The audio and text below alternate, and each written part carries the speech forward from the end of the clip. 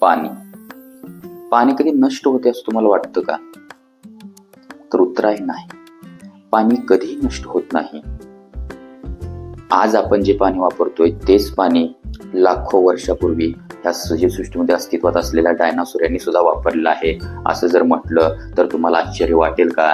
कदाचित वाटेलही, परंतु लक्षात घ्या, पाणी हे एका रूपामध्ये राहत नाही, ते सतत रूप चेंज करत राहतं. त्यामुळे पाणी कधीही नष्ट होत नाही. पाणी कधी वाफेच्या रूपात असतं, कधी ढगाच्या रूपात असतं, तर कधी पावसाच्या रूपात या जमिनीवर येऊन किंवा पृथ्वीवर येऊन बरसत असतं. त्यामुळे पाणी कधीही नष्ट होत नाही. आज आपण जे पाणी वापरतोय कदाचित हेच पाणी डायनासोरनी वापरलेलं असेल, हेच पाणी आपल्या जुन्या काळातील पूर्वजांनी किंवा ज्यांना आपण आदिमानव म्हणतो त्यांनी सुद्धा वापरले असेल. त्यांनी याच्यावर शेती केलेली असेल. हेच पाणी ज्वालामुखीतून बाहेर पडलेलं असेल. हेच पाणी हिमालयामध्ये बर्फाच्या स्वरूपातही राहिलेलं असेल. हेच पाणी आपल्या सह्याद्रीच्या पर्वत रांगातून आणि दऱ्या खोऱ्यातून सुद्धा वाहिलेलं असेल.